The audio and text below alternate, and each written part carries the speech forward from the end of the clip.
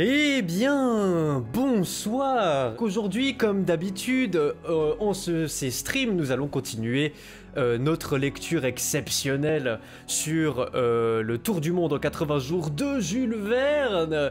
Chapitre 24, pendant lequel s'accomplit la traversée de l'océan Pacifique.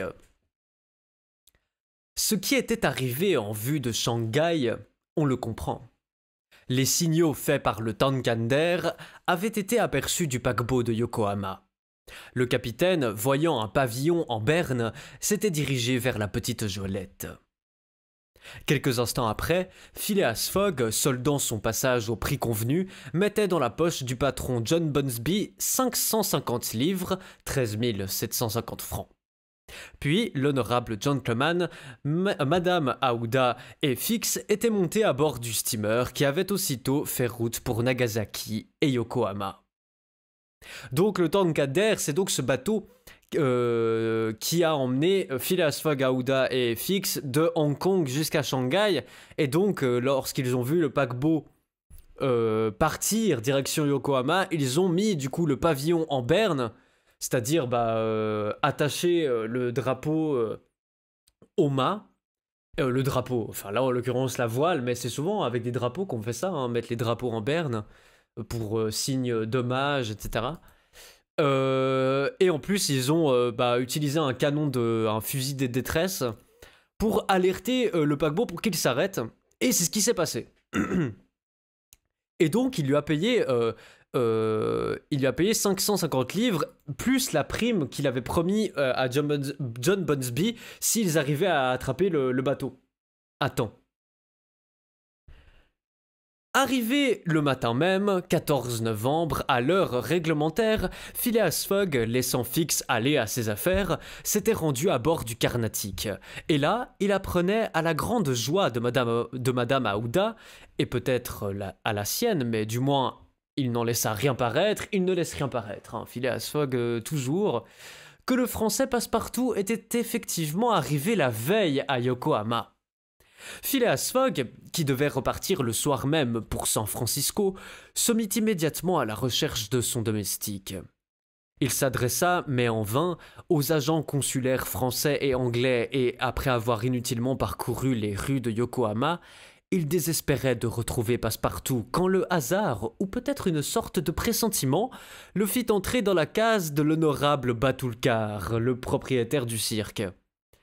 Il n'eût certes point reconnu son serviteur sous cet excentrique accoutrement de héros, mais celui-ci, dans sa position renversée, aperçut son maître à la galerie. Il ne put retenir un mouvement de son nez, de la rupture de l'équilibre et ce qui s'ensuivit. Donc oui, c'est vrai que il était déguisé, il avait aussi tout un accoutrement de héros, donc ces messagers de l'époque médiévale. Et donc il ne put retenir un mouvement de son nez, c'est parce que justement il portait ces espèces de longs nez sur lesquels il tenait en équilibre tous les acrobates du cirque. Voilà ce que Passepartout apprit de la bouche même de Madame Aouda, qui lui raconta alors comment s'était faite cette traversée de Hong Kong à Yokohama en compagnie d'un sieur Fix sur la Jolette, la Tankader. Au nom de Fix, Passepartout ne sourcilla pas. Ah bon? Il pensait que le moment n'était pas venu de dire à son maître ce qui s'était passé entre l'inspecteur de police et lui. Aussi, dans l'histoire que Passepartout fit de ses aventures, il s'accusa et s'excusa seulement d'avoir été surpris par l'ivresse de l'opium dans une tabagie de Yokohama. Mr. Fogg écouta froidement ce récit, sans répondre. Puis il ouvrit à son domestique un crédit suffisant pour que celui-ci pût se procurer à bord des habits plus convenables. C'est vrai qu'il avait changé ses habits lorsqu'il était à Yokohama tout seul pour essayer d'être plus dans les mœurs du coin, quoi. Et en effet, une heure ne s'était pas écoulée que l'honnête garçon, ayant coupé son nez et renié ses ailes, n'avait plus rien en lui qui rappelât le sectateur du dieu Tingu. Le paquebot faisant la traversée de Yokohama à San Francisco appartenait à la compagnie du Pacific Mail Steam et se nommait le General Grant.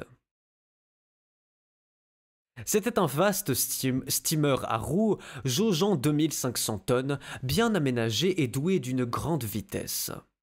Un énorme balancier s'élevait et s'abaissait successivement au-dessus du pont. À l'une de ses extrémités s'articulait la tige d'un piston, et à l'autre celle d'une bielle, qui, transformant le mouvement rectiligne en mouvement circulaire, s'appliquait directement à l'arbre des roues. Donc, une bielle, donc il l'explique, hein. C'est ce qui permet de passer du mouvement rectiligne à la roue, hein, pour faire tourner une roue. Ça ressemble à ça, une bielle. C'est donc ça, une bielle. Le General Grant était gréé en 3 majolettes et il possédait une grande surface de voilure, qui aidait puissamment la vapeur. À filer ses 12 miles à l'heure, le paquebot ne devait pas employer plus de 21 jours pour traverser le Pacifique. Phileas Fogg était donc autorisé à croire que, rendu le 2 décembre à San Francisco, il serait le 11 à New York et le 20 à Londres, gagnant ainsi de quelques heures cette date fatale du 21 décembre. Donc on en a vu, hein, dans les précédentes lectures des termes de bateau. On en a vu plein. Mais celui-là, je crois pas qu'on l'a vu. Donc en 3 mâts, bah voilà, c'est des bateaux comme ça. Et donc chaque voile, en fait, a un nom particulier. Et on a eu l'occasion de les investiguer pendant notre lecture, hein, dans les précédentes lectures. Notamment sur le passage où ils sont dans la Tankadère. Vu qu'ils doivent faire je sais pas combien de changements de voile, étant donné qu'il y a le typhon. Les passagers étaient assez nombreux à bord du steamer. Des Anglais, beaucoup d'Américains, une véritable émigration de coolies pour l'Amérique et un certain nombre d'officiers de l'armée des Indes qui utilisaient leur congé en faisant le tour du monde. Sympa. Sympa, ça. Sympa. J'ai quelques jours de congé, hop là, petit tour du monde, là. Les coolies. Travailleurs, porteurs, un coulis. Incroyable. Il y a une pièce magnifique. Je sais pas pourquoi je pense à ça, mais en fait c'est parce qu'il y a un coulis dans la pièce. Comment elle s'appelle cette pièce magnifique? C'est une pièce didactique de Bertolt Brecht qui s'appelle L'exception et la règle, c'est ça. C'est L'exception et la règle. Qui est une pièce magnifique. Cette pièce raconte l'histoire d'un marchand, un coulis et un guide devant se rendre à Ourga pour vendre du pétrole. Et c'est une pièce fantastique, je vais pas en faire un résumé. Et voilà, il y a un coulis, c'est pour ça je connaissais ce mot. Donc il y a un travailleur, un porteur plutôt, pièce magnifique, qu'il faut lire. Très facile à lire parce que c'est des pièces didactiques, c'est-à-dire des pièces qui ont été écrites par Bertolt Brecht pour enseigner le théâtre aux comédiens, sachant que Bertolt Brecht avait inventé toutes sortes de règles pour comédiens. Et en plus, il a révolutionné le théâtre contemporain, hein, Bertolt Brecht. Donc c'était une toute nouvelle manière de jouer et d'appréhender le plateau. Et il avait donc écrit ces pièces didactiques pour justement apprendre cette nouvelle technique de jeu aux comédiens, aux jeunes comédiens. Donc une véritable émigration de coolies pour l'Amérique et un certain nombre d'officiers de l'armée des Indes qui utilisaient leur congé en faisant le tour du monde, dans le plus grand des calmes. Pendant cette traversée, il ne se produisit aucun incident nautique. Le paquebot, soutenu sur ses larges roues, appuyé par sa forte voilure, roulait peu. L'océan Pacifique justifiait assez son nom. Mr. Fogg était aussi calme, aussi peu communicatif que d'ordinaire. Sa jeune compagne se sentait de plus en plus attachée à cet homme par d'autres liens que ceux de la reconnaissance. Cette silencieuse nature, si généreuse en somme, l'impressionnait plus qu'elle ne le croyait, et c'était presque à son insu qu'elle se laissait aller à des sentiments dont l'énigmatique Fogg ne semblait aucunement subir l'influence. J'aimerais quand même qu'on élucide pourquoi... Parce que Passepartout, t'es un homme super, Passepartout. T'es quelqu'un de super, hein, y a pas de problème. Mais pourquoi tu ne dis pas la vérité à ton maître? Je ne comprends pas. Je ne comprends pas cette décision de ne pas dire à Phileas Fogg que Fix est un détective et qu'il enquête sur Phileas Fogg. Je ne comprends pas. Surtout qu'en plus, il lui a fait vraiment un sale coup, quoi. En le faisant boire, en le faisant fumer cette pipe d'opium. Et non, il ne le dénonce pas. Je ne comprends pas. Et bon, on sait pas où c'est. On ne sait pas où est Fix d'ailleurs. On ne sait pas où il est. Est-ce qu'il est aussi à bord du bateau ou pas? À bord comment il s'appelle du coup? Le General Grant. On t'aime passe-partout, mais parfois t'es un peu con sur les bords. Mais comme tu fais des dingueries, on va te pardonner. Oui, alors c'est ça. C'est ça. On lui laisse encore le bénéfice du doute à passe-partout. En outre, Madame Aouda s'intéressait prodigieusement au projet du gentleman. Elle s'inquiétait des contrariétés qui pouvaient compromettre le succès du voyage. Souvent, elle causait avec Passepartout qui n'était point sans lire entre les lignes dans le cœur de Madame Aouda. Ce brave garçon avait maintenant, à l'égard de son maître, la foi du charbonnier. Il ne tarissait pas en éloges sur l'honnêteté, la générosité, le dévouement de Phileas Fogg. Puis il rassurait Madame Aouda sur l'issue du voyage, répétant que le plus difficile était fait, que l'on était sorti de ces pays fantastiques de la Chine et du Japon, que l'on retournait aux contrées civilisées et enfin qu'un train de San Francisco à New York et un transatlantique de New York à Londres suffirait sans doute pour achever cet impossible tour du monde dans les délais convenus. Ça serait exceptionnel. Mais je suis pas sûr que ça se passe exactement comme prévu, pour être tout à fait franc. Je suis pas totalement sûr. 9 jours après avoir quitté Yokohama, Phileas Fogg avait exactement parcouru la moitié du globe terrestre. Foi du charbonnier. On dit proverbialement la foi du charbonnier avec Y d'ailleurs, quand on parle d'une foi implicite qui fait croire à un chrétien en général tout ce que l'Église croit. Foi religieuse, d'un homme simple qui croit sans aucun examen tout ce que l'Église enseigne. Donc voilà, ça veut dire ce brave garçon avait maintenant à l'égard de son maître la foi du charbonnier, il croit aveuglément en son maître. Il ne tarit pas en éloge du coup sur l'honnêteté, la générosité, le dévouement de Phileas Fogg. Bref, il est 100% avec lui et ça c'est beau, sachant qu'au début il n'était pas tellement en train à penser déjà que c'était vraiment le projet de Phileas Fogg de faire ce tour du monde. Il pensait que Phileas Fogg allait s'arrêter en chemin et ne pas continuer son périple. Mais non, maintenant il y croit dur comme fer et tout ce que veut Passepartout c'est absolument que ce tour du monde se fasse. Et ça c'est beau, ça c'est beau. En effet, le General Grant, le 23 novembre, passait au 180e méridien, celui sur lequel se trouvent dans l'hémisphère austral les antipodes de Londres. Sur 80 jours mis à sa disposition, Mr. Fogg, il est vrai, en avait employé 52 et il ne lui en restait plus que 28 à dépenser. Mais il faut remarquer que si le gentleman se trouvait à moitié route seulement, par la différence des méridiens, il avait en réalité accompli plus des 2/3 du parcours total. Quel détour forcé, en effet, de Londres à Aden, d'Aden à Bombay, de Calcutta à Singapour, de Singapour à Yokohama. À suivre circulairement le 50e parallèle, qui est celui de Londres, la distance n'eût été que de 12 000 miles environ, tandis que Phileas Fogg était forcé, par les caprices des moyens de locomotion, d'en parcourir 26 miles dont il avait fait environ 17 miles 500 à cette date du 23 novembre. Attendez, comment? Par les caprices d'en parcourir 26 000... Ah pardon, excusez-moi. J'ai mal lu. À suivre circulairement le 50e parallèle, qui est celui de Londres, la distance n'eût été que de 12 000 miles environ, tandis que Phileas Fogg était forcé par les caprices des moyens de locomotion d'en parcourir 26 000, dont il avait fait environ 17 500 à cette date du 23 novembre. Voilà. Mais maintenant la route était droite et Fix n'était plus là pour y accumuler les obstacles. On peut le montrer en image, hein, c'est quand même vachement plus clair. Là, ils ont dû faire quand même tout ça, hein, au lieu de simplement, faire ça, quoi, faire une droite. Ils ont dû quand même passer par là, jusqu'à Hong Kong, ensuite Yokohama, et pour ensuite faire le tour avec San Francisco, New York, direction la France. L'Angleterre. Londres. Il arriva aussi que ce 23 novembre, Passepartout éprouva une grande joie. On se rappelle que l'entêté s'était obstiné à garder l'heure de Londres à sa fameuse montre de famille, tenant pour fausses toutes les heures des pays qu'il traversait.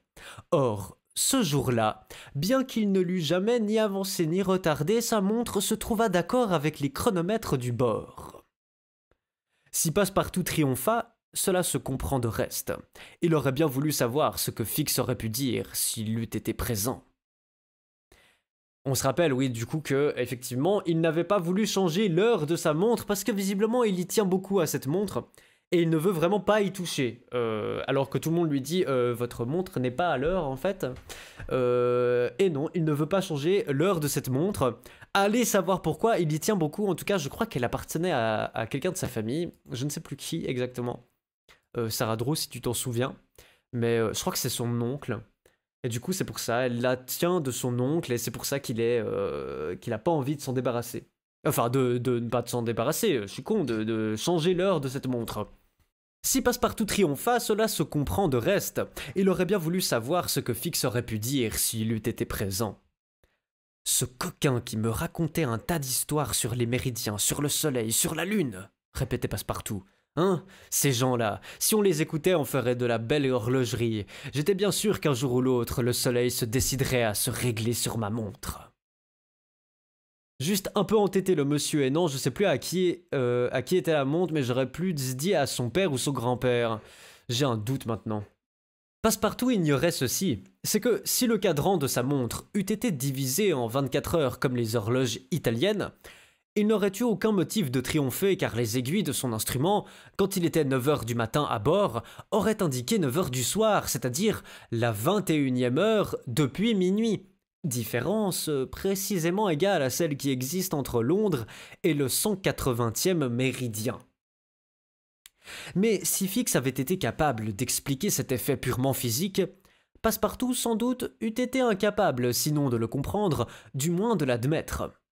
Et en tout cas, si, par impossible, l'inspecteur de police se fût inopinément montré à bord en ce moment, il est probable que Passepartout, à bon droit rancunier, eût traité avec lui un sujet tout différent et d'une toute autre manière.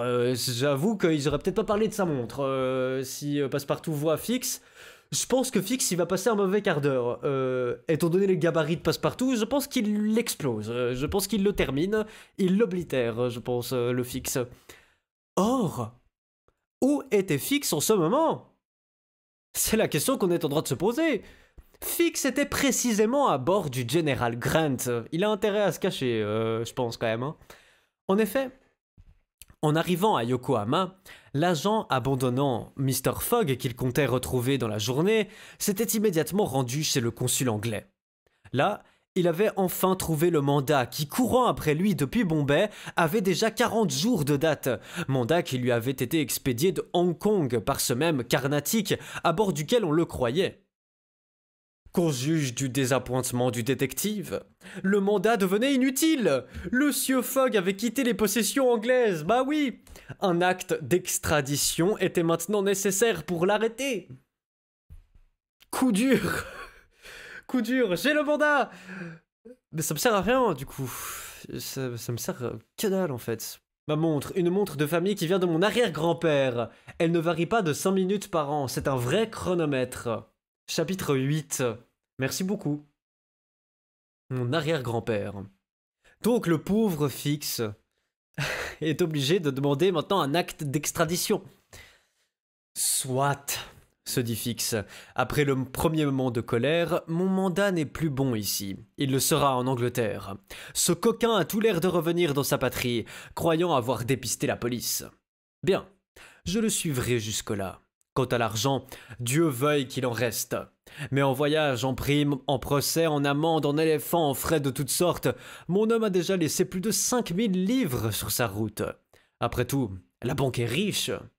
Ah oui, parce qu'en fait, c'est vrai que la prime que va recevoir Fix s'il arrête Phileas Fogg dépend en fait du montant qui sera retrouvé. Donc plus Phileas Fogg dépense, moins Fix va toucher la prime en question, parce que je crois que c'est un pourcentage de la somme retrouvée. Et donc, ça l'arrange pas beaucoup que Phileas Fogg dépense toute sa thune. Ça l'arrange pas des masses. Son parti pris, il s'embarqua aussitôt sur le General Grant. Il était à bord quand Mr. Fogg et Madame Aouda y arrivèrent. À son extrême surprise, il reconnut Passepartout sous son costume de héros. Il se cacha aussitôt dans sa cabine afin d'éviter une explication qui pouvait tout compromettre, et, grâce au nombre des passagers, il comptait bien n'être point aperçu de son ennemi, lorsque, ce jour-là précisément, il se trouva face à face avec lui sur l'avant du navire. Passepartout sauta à la gorge de Fix, sans autre explication, et, au grand plaisir de certains Américains qui parièrent immédiatement pour lui, il administra au malheureux inspecteur une volée superbe qui démontra la haute supériorité de la boxe française sur la boxe anglaise. Un petit peu de patriotisme de la part de Jules Verne. La boxe française, c'est mieux. C'est mieux. C'est mieux. Et voilà, petit tacle à la boxe anglaise. Bon, la boxe anglaise qui n'a absolument rien demandé. Jules Verne, lui, il pose ses couilles sur la table. La boxe française, c'est mieux. C'est dit.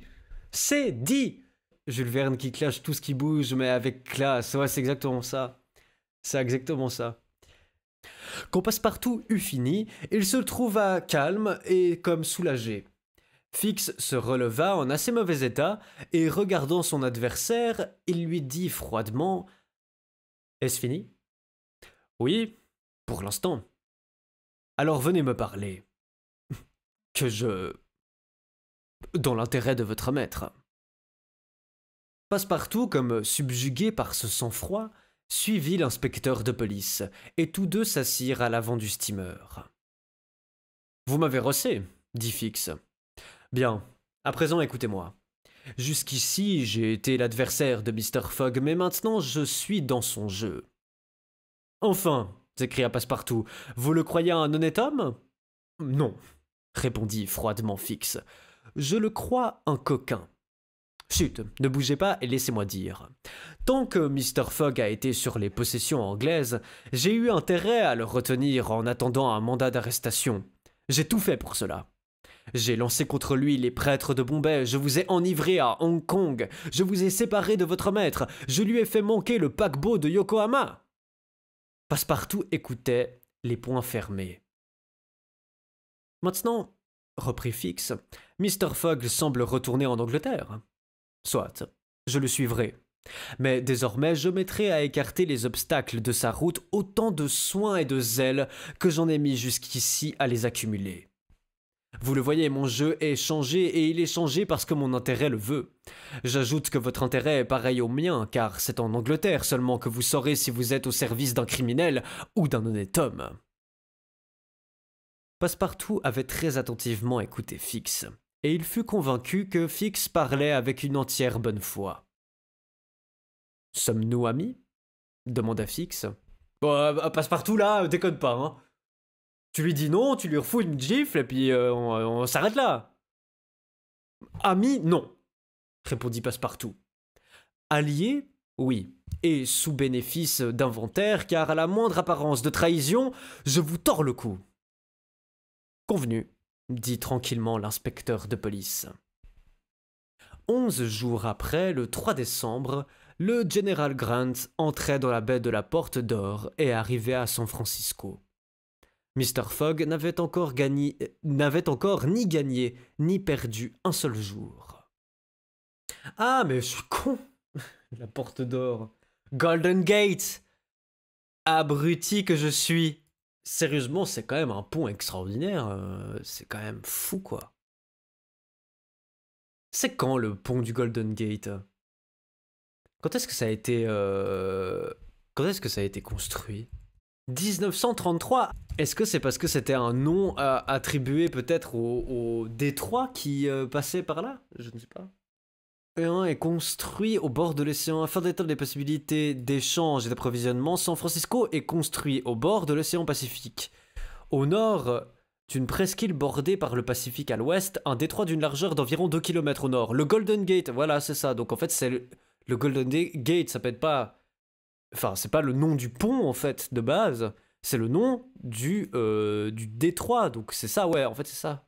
Golden Gate, ok. C'est donc pour ça que le pont s'appelle comme ça, en fait. En toute logique. En toute logique, le général Grant entrait dans la baie de la Porte d'Or et arrivait à San Francisco. Donc il n'y avait pas de pont à cette époque-là. Chapitre 25 donc, où l'on donne un léger aperçu de San Francisco un jour de meeting. D'accord. Il était 7 heures du matin quand Phileas Fogg, Madame Aouda et Passepartout prirent pied sur le continent américain. Si toutefois on peut donner ce nom au quai flottant sur lequel ils débarquèrent. Ces quais, montant et descendant avec la marée, facilitent le chargement et le déchargement des navires. Là s'embossent les clippers de toute dimension, les steamers de toute nationalité et ces steamboats à plusieurs étages qui font le service du Sacramento et de ses affluents. Là s'entassent aussi les produits d'un commerce qui s'étend au Mexique, au Pérou, au Chili, au Brésil, à l'Europe, à l'Asie, à toutes les îles de l'océan Pacifique. Alors les Clippers, je connais l'équipe de basket, mais je connais pas le... Je sais pas ce que c'est. C'est un bateau, j'imagine. Un bateau à voile à 3 mâts. Voilà, c'est ça. Incroyable ce bateau. Le Royal Clipper 4. Ok, incroyable. C'est magnifique. Passepartout, dans sa joie de toucher enfin la terre américaine, avait cru devoir repérer son débarquement en exécutant un saut périlleux du plus beau style. Mais quand il retomba sur le quai dont le plancher était vermoulu, il faillit passer au travers. Tout décontenancé de la façon dont il avait pris pied sur le nouveau continent, l'honnête garçon poussa un cri formidable qui fit envoler une innombrable troupe de cormorans et de pélicans, hôtes habituels des quais mobiles. Mr. Fogg, aussitôt débarqué, s'informa de l'heure à laquelle partait le premier train pour New York. C'était à 6 heures du soir. Mr. Fogg avait donc une journée entière à dépenser dans la capitale californienne. Il fit venir une voiture pour Madame Aouda et pour lui. Passepartout monta sur le siège et le véhicule, à 3 $ la course, se dirigea vers l'International Hotel. De la place élevée qu'il occupait, Passepartout observait avec curiosité la grande ville américaine. Larges rues, maisons basses bien alignées, églises et temples d'un gothique anglo-saxon, docks immenses, entrepôts comme des palais, les uns en bois, les autres en briques, dans les rues, voitures nombreuses, omnibus, cars de tramway, et sur les trottoirs encombrés, non seulement des Américains et des Européens, mais aussi des Chinois et des Indiens. Enfin, de quoi composer une population de plus de 200 000 habitants. Passepartout fut assez surpris de ce qu'il voyait. Il en était encore à la cité légendaire de 1849, à la ville des bandits, des incendiaires et des assassins, accouru à la conquête des pépites, immense capharnaüm de tous les déclassés où l'on jouait la poudre l'or, un revolver d'une main et un couteau de l'autre. Mais ce beau temps était passé. San Francisco présentait l'aspect d'une grande ville commerçante. La haute tour de l'hôtel de ville, où veillent les guetteurs, dominait tout cet ensemble de rues et d'avenues, se coupant à angles droits, entre lesquels s'épanouissaient des squares verdoyants, puis une ville chinoise qui semblait avoir été importée du céleste empire dans une boîte à joujoux. Plus de sombreros, plus de chemises rouges à la mode des coureurs de placeurs, plus d'indiens emplumés, mais des chapeaux de soie et des habits noirs, que portaient un grand nombre de gentlemen doués d'une activité dévorante. Certaines rues, entre autres Montgomery Street, le Regent Street de Londres, le boulevard des Italiens de Paris, le Broadway de New York, étaient bordées de magasins splendides qui offraient à leur étalage les produits du monde entier.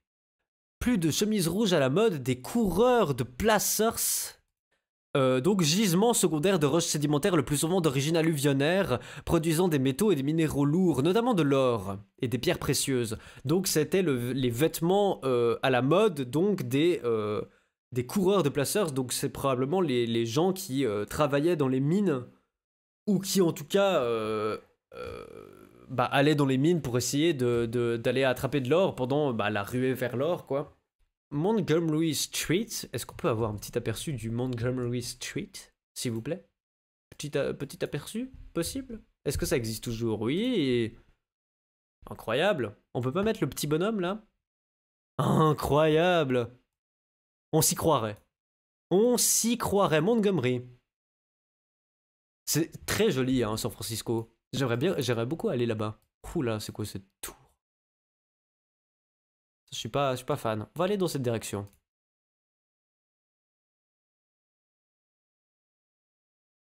J'aime trop ces briques rouges comme ça, c'est si... J'aime bien, j'aime bien. J'aime beaucoup. J'aime beaucoup. On peut pas aller plus vite là?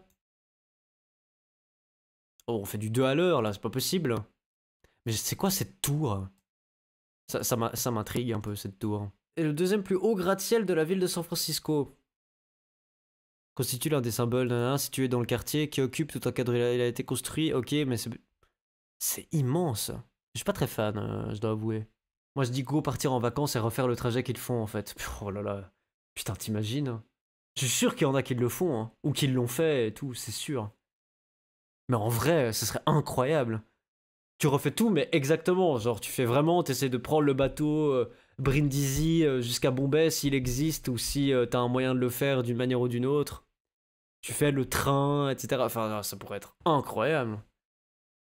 Et tu lis les passages en même temps, quoi. Ça serait incroyable. Tu fais un énorme...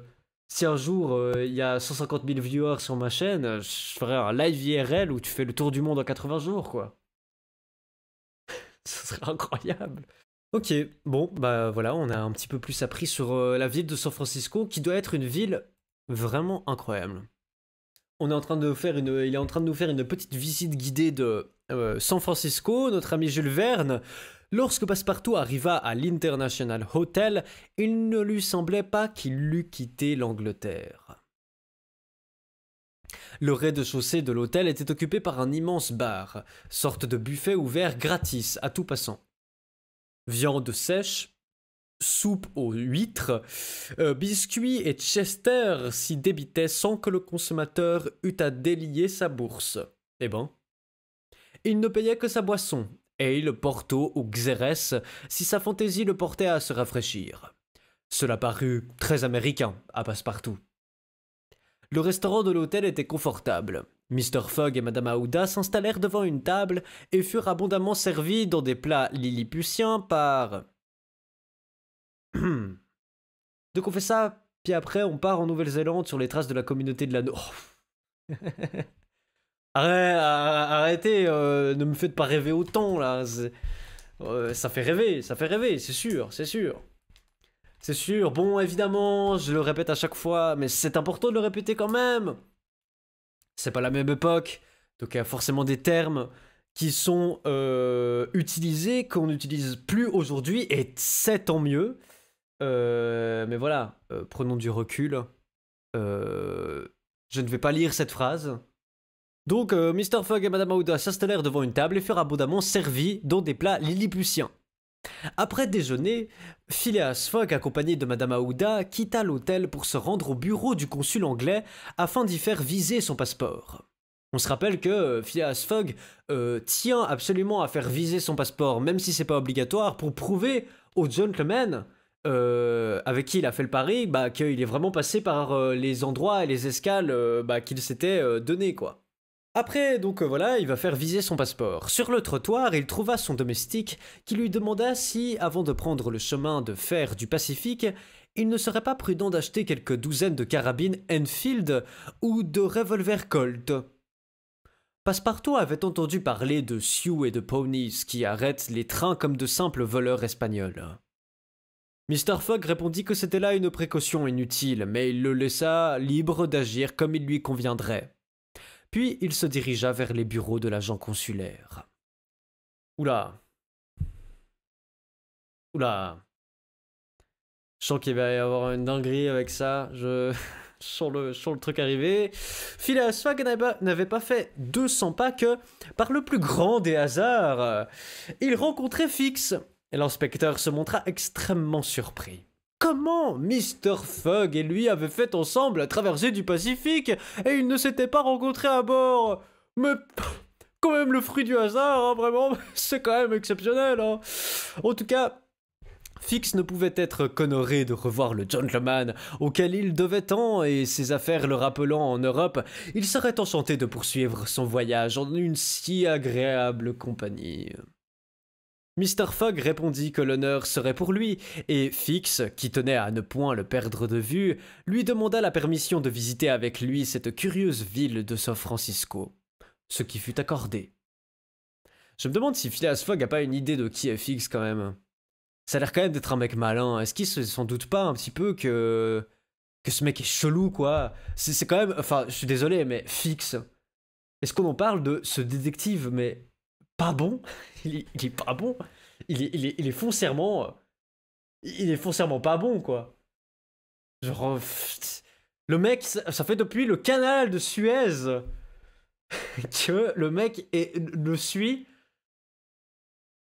Passepartout, il a mis jusqu'à Singapour pour se rendre compte qu'il y avait peut-être un problème.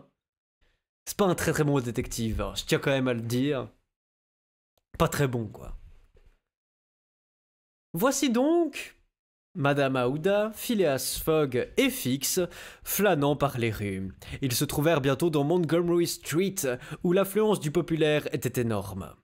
Sur les trottoirs, au milieu de la chaussée, sur les rails des tramways, malgré le passage incessant des coachs et des omnibus, au seuil des boutiques, aux fenêtres de toutes les maisons et même jusque sur les toits, foule innombrable. Des hommes affiches circulaient au milieu des groupes. Des bannières et des banderoles flottaient au vent. Des cris éclataient de toutes parts. « Hurrah pour Cumberfield ! Hurrah pour Mandy Boy !» C'était un meeting. Ce fut du moins la pensée de Fix, et il communiqua son idée à Mr. Fogg en ajoutant « Nous ferons peut-être bien, monsieur, de ne point nous mêler à cette cohue. Il n'y a que de mauvais coups à recevoir. » En effet, répondit Phileas Fogg, et les coups de poing, pour être politique, n'en sont pas moins des coups de poing. Fix crut devoir sourire en entendant cette observation, et afin de faire voir sans être pris dans la bagarre, Madame Aouda, Phileas Fogg et lui prirent place sur le palier supérieur d'un escalier que desservait une terrasse située en contre-haut de Montgomery Street. Devant eux, de l'autre côté de la rue, entre le wharf d'un marchand de charbon et le magasin d'un négociant en pétrole, se développait un large bureau en plein vent vers lequel les divers courants de la foule semblaient converger. Et maintenant, pourquoi ce meeting? À quelle occasion se tenait-il? Phileas Fogg l'ignorait absolument. S'agissait-il de la nomination d'un haut fonctionnaire militaire ou civil, d'un gouverneur d'État ou d'un membre du Congrès? Il était permis de le conjecturer à voir l'animation extraordinaire qui passionnait la ville.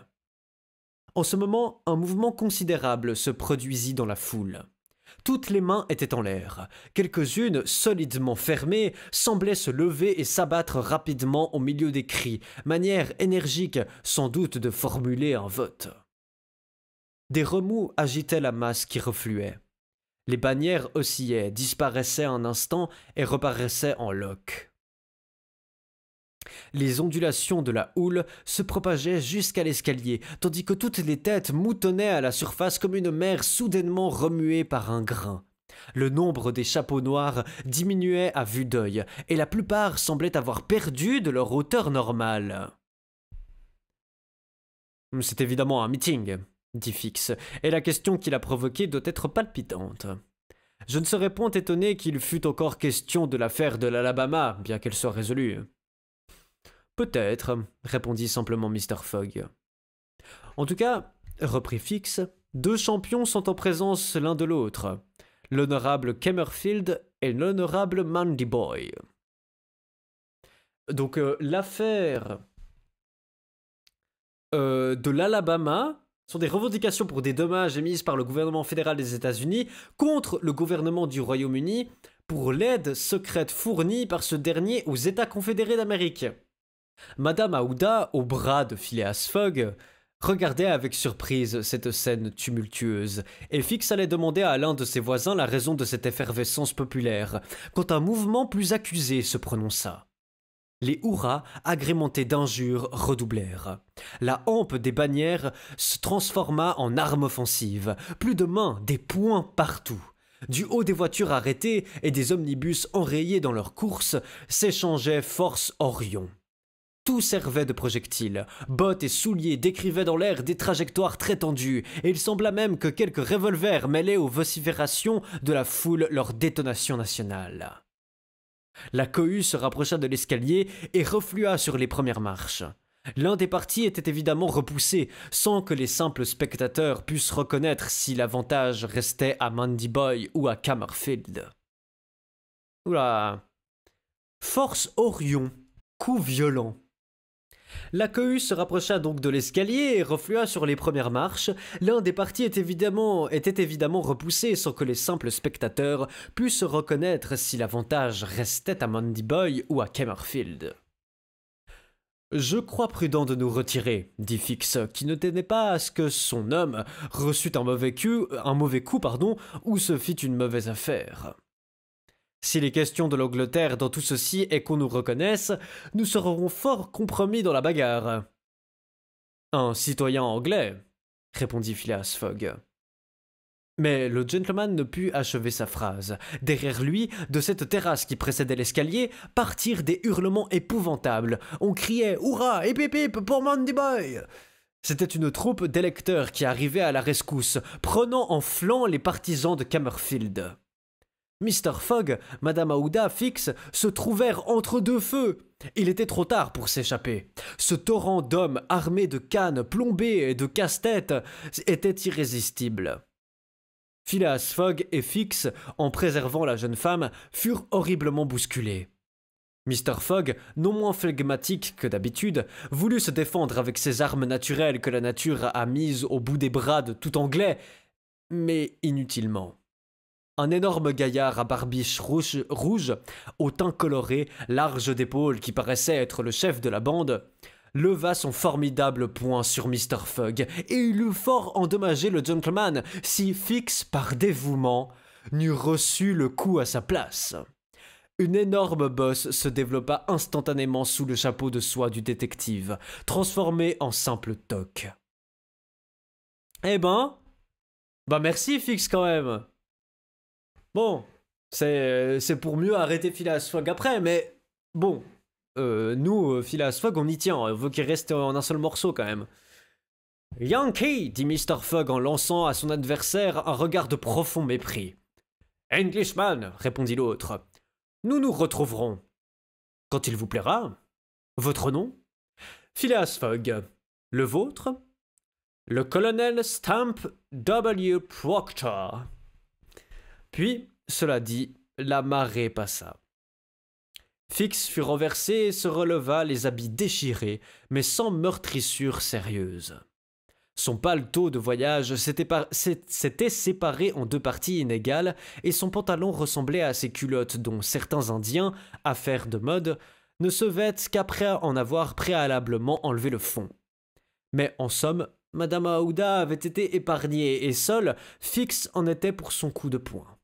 « Merci, » dit Mr. Fogg à l'inspecteur, dès qu'ils furent hors de la foule. « Il n'y a pas de quoi, » répondit Fix. « Mais venez. »« Où ?»« Chez un marchand de confection. » En effet, cette visite était opportune. Les habits de Phileas Fogg et de Fix étaient en lambeaux, comme si ces deux gentlemen se fussent battus pour le compte des honorables Cammerfield et Mandy Boy. Une heure après, ils étaient convenablement vêtus et coiffés, puis ils revinrent à l'International Hotel. Là, Passepartout attendait son maître, armé d'une demi-douzaine de revolvers poignards à 6 coups et à inflammation centrale. Demi-douzaine ? Mais il est fou, vous partez pas à la guerre. Quand il aperçut Fix en compagnie de Mr. Fogg, son front s'obscurcit. Mais Madame Aouda ayant fait en quelques mots le récit de ce qui s'était passé, Passepartout se rasséréna. Évidemment, Fix n'était plus un ennemi, c'était un allié. Il tenait sa parole. Le dîner terminé, un coach fut amené qui devait conduire à la gare les voyageurs et leurs colis. Au moment de monter en voiture, Mr. Fogg dit à Fix « Vous n'avez pas revu ce colonel Proctor ?»« Non, » répondit Fix. « Je reviendrai en Amérique pour le retrouver. dit froidement Phileas Fogg. Il ne serait pas convenable qu'un citoyen anglais se laissât traiter de cette façon. Il a du caractère quand même, le Phileas Fogg. Il a de la fierté quand même, un petit peu. Ah, voilà, on en apprend un peu plus sur Phileas Fogg. Il a quand même un peu de fierté. Ok, bon. L'inspecteur sourit et ne répondit pas.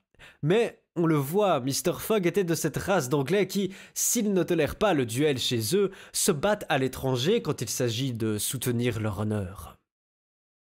À 6h moins un quart, les voyageurs atteignaient la gare et trouvaient le train prêt à partir. Au moment où Mr. Fogg allait s'embarquer, il avisa un employé et, le rejoignant, « Mon ami, lui dit-il, n'y a-t-il pas eu quelques troubles aujourd'hui à San Francisco ?»« C'était un meeting, monsieur, » répondit l'employé. « Cependant, j'ai cru remarquer une certaine animation dans les rues. »« Il s'agissait simplement d'un meeting organisé pour une élection. »« L'élection d'un général en chef, sans doute, demanda Mr. Fogg. Non, monsieur, d'un juge de paix. » Sur cette réponse, Phileas Fogg monta dans le wagon et le train partit à toute vapeur. Direction New York! Direction New York! Chapitre 26, dans lequel on prend le train express du chemin de fer du Pacifique. Ocean to ocean, ainsi disent les Américains. Et ces trois mots devaient être la dénomination générale du Grand Trunk, qui traverse les États-Unis d'Amérique dans leur plus grande largeur. Mais en réalité, le Pacific Railroad se divise en deux parties distinctes.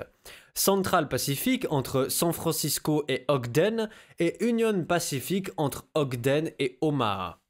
Là se raccordent 5 lignes distinctes qui mettent Omaha en communication fréquente avec New York. Donc c'est Ogden, ok, donc c'est à côté de Salt Lake City, qui est la capitale de Utah. Omaha, dans le Nebraska. Ok, donc là on a Ogden. San Francisco c'est là. Voilà. San Francisco, Ogden, Omaha, et puis c'est tout. Et depuis Omaha, du coup, il y a une ligne qui va direction New York. New York et San Francisco sont donc présentement réunis par un ruban de métal non interrompu qui ne mesure pas moins de 3786 miles. Entre Omaha et le Pacifique, le chemin de fer franchit une contrée encore fréquentée par les Indiens et les Fauves, vaste étendue de territoire que les Mormons commencèrent à coloniser vers 1845, après qu'ils eurent été chassés de l'Illinois. On est vraiment dans les... il y a plein de croisements avec... c'est drôle, quoi. Il y a plein de croisements avec... une étude en rouge d'Arthur Conan Doyle, quoi, des Sherlock Holmes. Parce que ça parle exactement de ça, que y a une histoire d'un des personnages du livre Une étude en rouge qui raconte justement l'exode des Mormons qui étaient de base dans l'Illinois et qui sont descendus en direction de l'Utah par le désert. Autrefois, dans les circonstances les plus favorables, on employait 6 mois pour aller de New York à San Francisco. Maintenant, on met 7 jours. Incroyable. C'est en 1862 que, malgré l'opposition des députés du Sud, qui voulaient une ligne plus méridionale, le tracé du railroad fut arrêté entre le 41e et le 42e parallèle. Le président Lincoln, de si regrettée mémoire, fixa lui-même dans l'État de Nebraska, à la ville d'Omaha, la tête de ligne du nouveau réseau. Les travaux furent aussitôt commencés et poursuivis avec cette activité américaine qui n'est ni paperassière ni bureaucratique. La rapidité de la main-d'œuvre ne devait nuire en aucune façon à la bonne exécution du chemin. Dans la prairie, on avançait à raison d'1,5 mile par jour. Une locomotive roulant sur les rails de la veille apportait les rails du lendemain et courait à leur surface au fur et à mesure qu'ils étaient posés. Le Pacific Railroad jette plusieurs embranchements sur son parcours, dans les États de Iowa, du Kansas, du Colorado et de l'Oregon. En quittant Omaha, il longe la rive gauche de Plate River jusqu'à l'embouchure de la branche du nord, suit la branche du sud, traverse les terrains de Laramie et les montagnes Wasatch, contourne le lac Salé, arrive à Lake Salt, c'est marrant l'inversion, Lake Salt City, la capitale des Mormons, s'enfonce dans la vallée de la Tuya, longe le désert américain, les monts de Cedar et Humboldt River, la Sierra Nevada, et redescend par Sacramento jusqu'au Pacifique sans que ce tracé dépasse en pente 112 pieds par mile, même dans la traversée des montagnes rocheuses. Donc l'Iowa, donc il dit, hein, il parle de plusieurs États. Iowa, c'est donc là, Kansas, c'est ici, Colorado, c'est là, puis il y a qui d'autre? Puis l'Oregon. L'Oregon, c'est là. La capitale de l'Oregon, c'est Portland. Telle était cette longue artère que les trains parcouraient en 7 jours et qui allait permettre à l'honorable Phileas Fogg, il l'espérait du moins, de prendre le 11 à New York le paquebot de Liverpool. Le wagon occupé par Phileas Fogg était une sorte de long omnibus qui reposait sur 2 trains formés de 4 roues chacun, dont la mobilité permet d'attaquer des courbes de petits rayons. À l'intérieur, point de compartiment, 2 fils de sièges disposés de chaque côté perpendiculairement à l'axe et entre lesquels était réservé un passage conduisant au cabinet de toilette et autres dont chaque wagon est pourvu. Sur toute la longueur du train, les voitures communiquaient entre elles par des passerelles et les voyageurs pouvaient circuler d'une extrémité à l'autre du convoi qui mettait à leur disposition des wagons salons, des wagons terrasses, des wagons restaurants et des wagons à café. Il n'y manquait que des wagons théâtre. Mais il y en aura un jour. Sur les passerelles circulaient incessamment des marchands de livres et de journaux, débitant leurs marchandises et des vendeurs de liqueurs, de comestibles, de cigares qui ne manquaient point de chalands. Les voyageurs étaient partis de la station d'Auckland à 6 heures du soir. Il faisait déjà nuit, une nuit froide, sombre, avec un ciel couvert dont les nuages menaçaient de se résoudre en neige. Le train ne marchait pas avec une grande rapidité.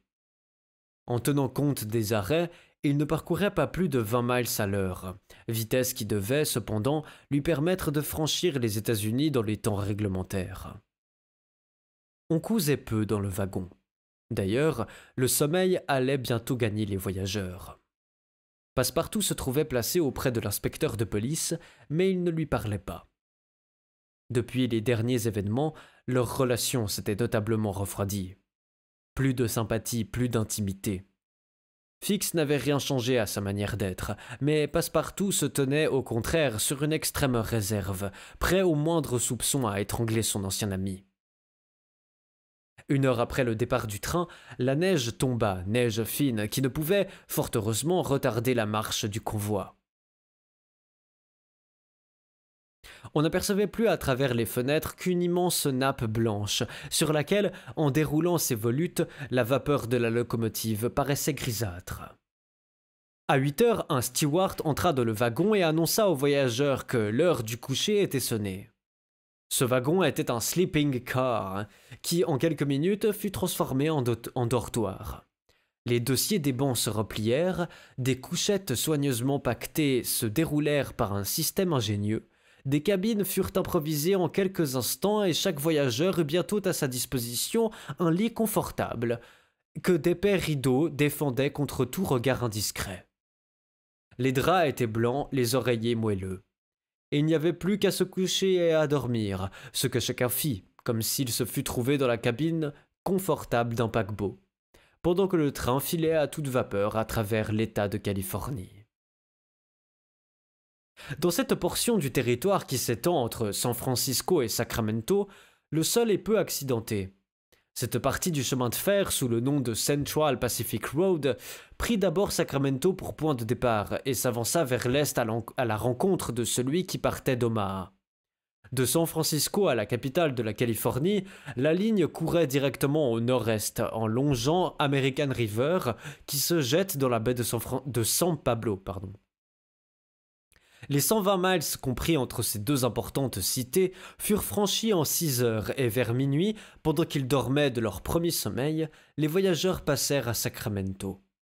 Ils ne virent donc rien de cette ville considérable, siège de la législature de l'État de Californie, ni ses beaux quais, ni ses rues larges, ni ses hôtels splendides, ni ses squares, ni ses temples. En sortant de Sacramento, le train, après avoir dépassé les stations de Junction, de Rocklin, d'Auburn et de Colfax, s'engagea dans le massif de la Sierra Nevada.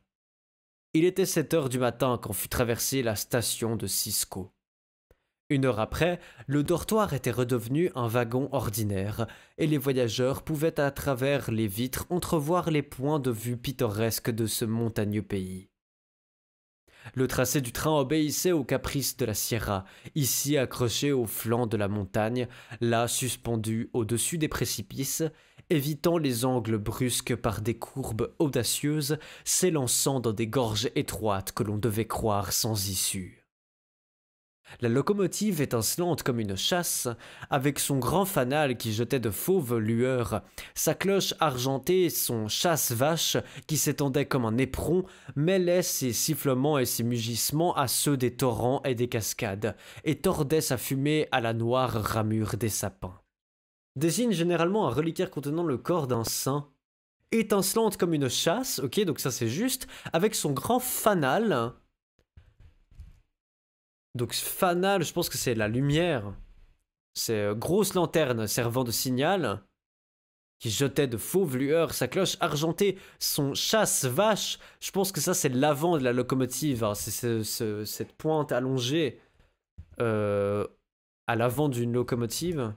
C'est pas un terme très utilisé, vraisemblablement, étant donné qu'on ne trouve pas de définition ou quoi.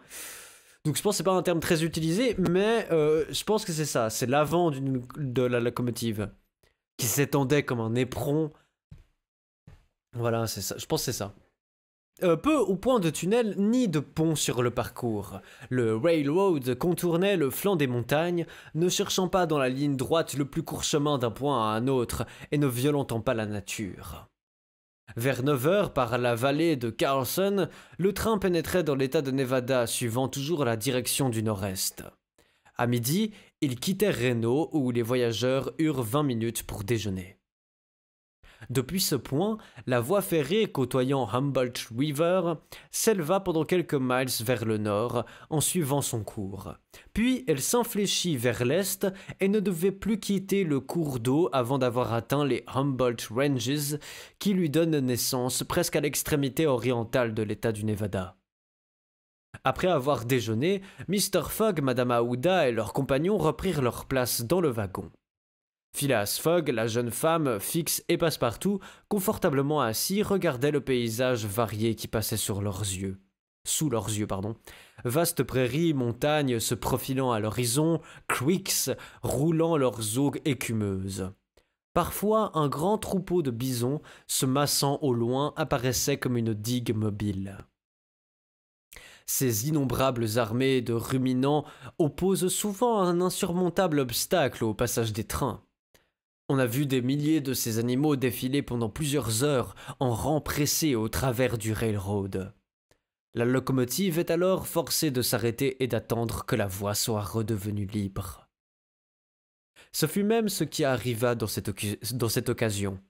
Vers 3 heures du soir, un troupeau de 10 à 12 000 têtes barra le railroad. La machine, après avoir modéré sa vitesse, essaya d'engager son éperon dans le flanc de l'immense colonne, mais elle dut s'arrêter devant l'impénétrable masse.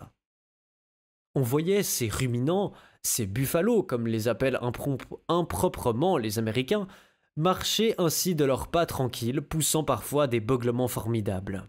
Ils avaient une taille supérieure à celle des taureaux d'Europe, les jambes et la queue courte, le garrot saillant qui formait une bosse musculaire, les cornes écartées à la base, la tête, le cou et les épaulés recouverts d'une crinière à longs poils. Il ne fallait pas songer à arrêter cette migration. Quand les bisons ont adopté une direction, rien ne pourrait ni enrayer ni modifier leur marche. C'est un torrent de chair vivante qu'aucune digue ne saurait contenir. Les voyageurs, dispersés sur les passerelles, regardaient ce curieux spectacle. Mais celui qui devait être le plus pressé de tous, Phileas Fogg, était demeuré à sa place et attendait philosophiquement qu'il plût au buffle de lui livrer passage. Passepartout était furieux du retard que causait cette agglomération d'animaux. Il eût voulu décharger contre eux son arsenal de revolvers. Ah, quel pays, s'écria-t-il. De simples bœufs qui arrêtent des trains et qui s'en vont là, processionnellement, sans plus se hâter que s'ils ne gênaient pas la circulation. Pardieu, je voudrais bien savoir si Mr. Fogg avait prévu ce contretemps dans son programme. Et ce mécanicien qui n'ose pas lancer sa machine à travers ce bétail encombrant? Le mécanicien n'avait point tenté de renverser l'obstacle, et il avait prudemment agi. Il eût écrasé sans doute les premiers buffles attaqués par l'éperon de la locomotive, mais, si puissante qu'elle fût, la machine eût été arrêtée bientôt, un déraillement se serait inévitablement produit, et le train fût resté en détresse. Le mieux était donc d'attendre patiemment, quitte ensuite à regagner le temps perdu par une accélération de la marche du train. Le défilé des bisons dura 3 grandes heures, et la voie ne redevint libre qu'à la nuit tombante. À ce moment, les derniers rangs du troupeau traversaient les rails, tandis que les premiers disparaissaient au-dessous de l'horizon du sud. Il était donc 8 heures quand le train franchit les défilés des Humboldt Range, et 9h30 lorsqu'il pénétra sur le territoire de l'Utah, la région du Grand Lac Salé, le curieux pays des Mormons. Et nos amis sont donc retardés de 3 bonnes heures dû à un troupeau de buffles qui traverse les voies. Malheureusement, bon bah voilà, et on peut pas vraiment avancer parce que s'ils les écrasent, surtout avec les trains de l'époque, je pense que s'ils écrasent un buffle, comme le dit très bien Jules Verne, je pense pas que le train s'en tire très très bien. Je suis pas convaincu que le train s'en tire bien, donc mieux vaut ne pas prendre de risques. Je pense que ça vaut mieux. Je pense que c'est une bonne décision. On se retrouve donc au plus tard vendredi pour la suite du Tour du Monde en 80 jours de Jules Verne. Et puis voilà, bonne soirée, bonne nuit, merci, et puis voilà. Voilà. Allez, salut!